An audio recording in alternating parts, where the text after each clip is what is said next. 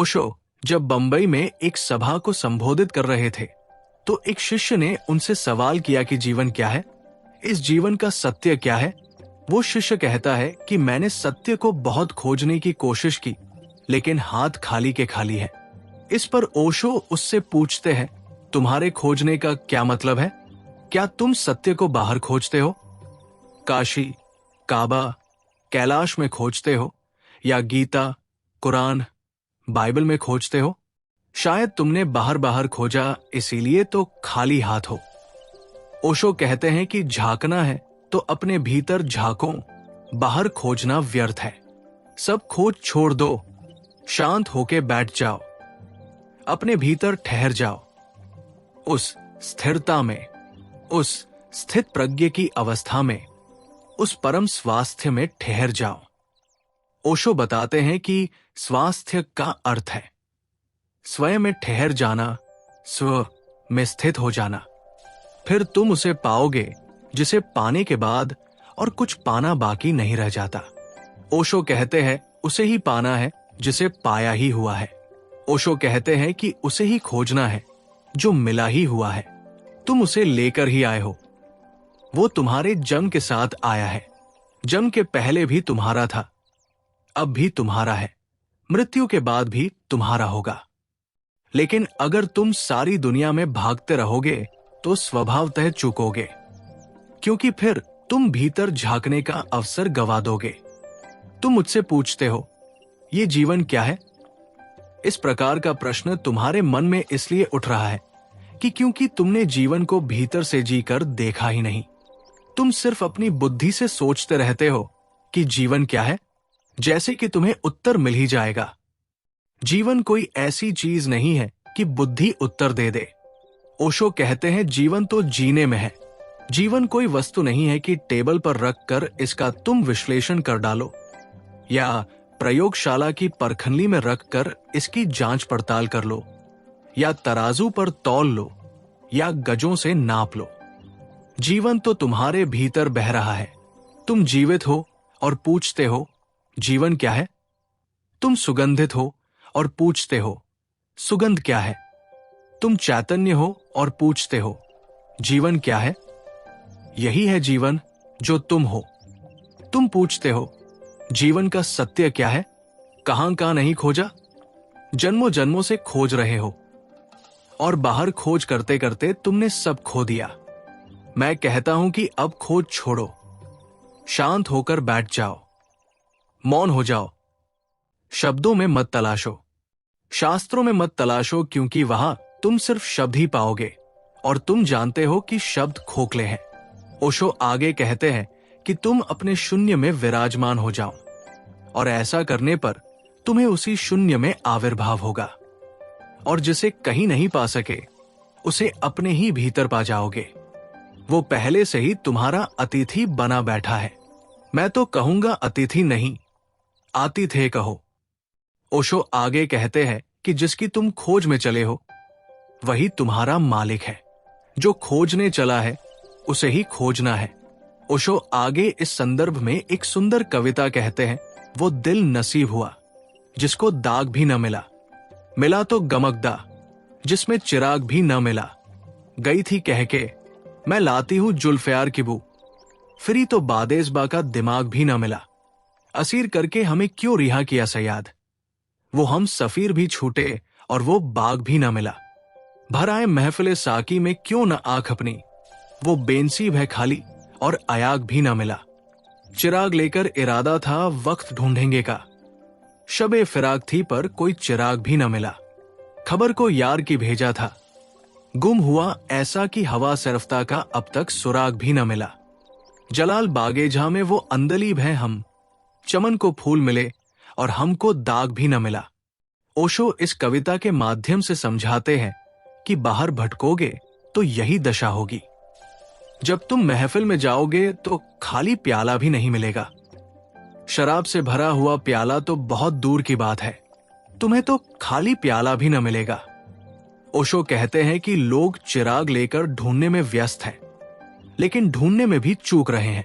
ओशो एक सूफी स्त्री पथीर राबिया के बारे में बताते हैं कि वो जिस रास्ते से रोज निकलती थी वहां एक दूसरा फकीर जिसका नाम हसन था, मस्जिद के सामने हमेशा बैठा रहता था।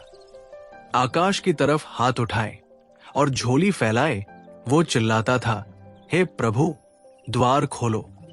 राबिया ने कई बार इस हसन को मस्जिद के सामने प्रार्थना करते देखा। एक दिन उसने बड़ी हिम्मत जुटाई और उस हसन के पास जाकर बोली, चुप कर और बंद कर ये बकवास। मैं तुझसे कहती हूं कि दरवाजा खुला है, तू फालतू में चिल्लाता है कि दरवाजा खोलो, पर मैं कहती हूं कि दरवाजा तो खुला है। तू अपनी धुन में लगा है, अपनी आंख खोल कर देख, दरवाजा तो खुला है। दरवाजा कभी बंद था ही नहीं। दोस्तों, आप देख रहे हैं ज्ञान की कलम यूट्यूब चैनल। अगर आप हमारे चैनल पे नए हैं तो चैनल को सब्सक्राइब करना न भूलें। आइए आगे सुनते हैं ओशो के विचारों को। इसी संदर्भ में ओशो आगे एक कहानी बताते हुए कहते हैं कि एक सम्राट का वजीर मर गया। अब उसे एक वजीर की जरूरत थी। सारे देश में खोजबीन की गई कि कैसे वजीर चुना जाए।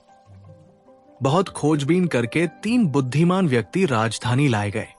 अब राजा को इन 3 में से कोई एक चुनना था। उसकी सभा में एक अलमस्त फकीर भी उपस्थित था, तो राजा ने उससे पूछा कि आप ही कोई रास्ता बताओ। तीनों ही बड़े मेधावी हैं और महाबुद्धिमान हैं। मैं बड़ी उलझन में पड़ गया हूं, किसको चुनूं और किसको छोड़ूं। फकीर ने उसे एक तरकीब बताई और सच में वो तरकीब काम आ गई। राजा के आदेश पर उन तीनों को एक कमरे में बंद किया गया। सम्राट खुद कमरे में गया और उन तीनों से कहा गया कि मैं दरवाजा बंद करके बाहर जा रहा हूं। इस दरवाजे पर ताला नहीं है, बल्कि ताले की जगह गणित के अंक लिखे हुए हैं। ये एक पहेली है। इस पहेली को जो हल कर लेगा वो इस दरवाजे को खोलने में समर्थ हो जाएगा। राजा ने कहा कि जो ये पहेली हल करके बाहर निकल आएगा वो वजीर बन जाएगा। तीनों को छोड़कर दरवाजा बंद करके सम्राट बाहर बैठ गया। उन 3 में से 2 तो एकदम से हिसाब किताब लगाने में लग गए। उन्होंने आंकड़े लिखे और गणित के काम में लग गए और एक कोने में जाकर आंख बंद करके बैठ गया।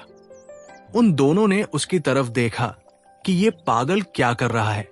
उन्होंने उससे कहा, अरे ये समय आंख बंद करके बैठने का नहीं है। लेकिन फिर उन्होंने सोचा, चलो अच्छा ही हुआ कि एक प्रतियोगी कम हुआ। पहेली ऐसी कि हल ही न हो। वे दोनों पहेली सुलझाने में उलझते रहे और वो तीसरा आदमी चुपचाप बैठा रहा। वो एकदम से उठा और कब वो बाहर निकल गया उन दोनों को इसका आभास भी न हुआ। ओशो बताते हैं कि वह दरवाजा बंद था ही नहीं, वो सिर्फ अटका था। वो आदमी शांत बैठा रहा, सिर्फ मौन बैठा रहा। उसने ध्यान में सारे विचार अलग कर दिए। ओशो कहते हैं कि उसने क्या किया, सिर्फ ध्यान ही तो किया। और ध्यान की एक अद्भुत खूबी है कि ध्यान करने से दृष्टि निर्मल हो जाती है, दृष्टि पारदर्शी हो जाती है, अंतर्दृष्टि खुल जाती है। जब वो ध्यान में था तब अचानक उसे भीतर से बोध हुआ कि दरवाजा सिर्फ अटका है। वो उठा और उसने कहा कि सबसे पहले तो यही देख लेना चाहिए कि दरवाजा बंद भी है या नहीं। उसने जैसे ही दरवाजे को हाथ लगाया तो वो खुल गया और वो बाहर निकल गया। वे दोनों तो पहेली सुलझाने में उलझे ही रहे। उन दोनों की तो तब नींद टूटी जब सम्राट उस आदमी को भीतर लेकर आया और उसने कहा, भाइयों, अब हिसाब किताब बंद करो। जिसको बाहर निकलना था वो निकल चुका है। वो तीसरा आदमी वजीर चुन लिया गया है। अब तुम अपने घर जाओ। तो उन्होंने सम्राट से कहा, वो निकला कैसे, क्योंकि वो तो सिर्फ आंख बंद किए बैठा था। तब सम्राट ने कहा, उस फकीर ने मुझे यही बताया था कि उन तीनों में जो ध्यान करने में समर्थ होगा वो बाहर आ जाएगा। जो गणित बिठालने में बैठेंगे वे अटक जाएंगे, जो तर्क लगाएंगे वे भटक जाएंगे। क्योंकि ये दरवाजा एक जिंदगी की तरह है। जिंदगी कोई गणित नहीं, कोई तर्क नहीं। जिंदगी बड़ा खुला राज है। ओशो कहते हैं कि जिंदगी को मौन से, शांति से, परिपूर्णता से जियो। मगर तुम भी उलझ सकते हो। ओशो समझाते हैं कि एक ही तरीका है, और वो है कि तुम प्रेम में ही डूब जाओ। लेकिन स्वभावतः जो होशियार आदमी है, चालबाज आदमी है, वो कहेगा, पहले मैं जान तो लूं कि प्रेम क्या है, फिर उसके बाद डूबूंगा। बस फिर क्या वो यही चूक जाएगा? ओशो कहते हैं कि जिसने ये सोचा कि पहले मैं प्रेम को जान लूं तो फिर तो वो चूकेगा, क्योंकि प्रेम तो करके ही जाना जाता है। इसे जानने का और कोई उपाय नहीं है। ओशो समझाते हैं कि मिठास का अनुभव स्वाद करने में है, और प्रकाश का अनुभव आंख खोलने में है। आंख बंद करके कोई बैठा रहे और कहे कि तब तक आंख नहीं खोलूंगा जब तक प्रकाश के बारे में जान न लूं, तो वो सदा ही आंख बंद किए बैठा रहेगा। वो अंधा ही बना रहेगा। ओशो कहते हैं कि तुम भी अपनी आंखें खोलो और अपने को जानो। तुम जीवित हो। जरा भीतर आंख खोलो। जीवन धड़क रहा है। कौन धड़क रहा है तुम्हारे हृदय में? ये धड़कन किसकी? ये श्वासें किसकी? ये कौन प्रश्न पूछ रहा है? इन सब प्रश्नों के उत्तर तुम्हें अपने भीतर ही मिलेंगे।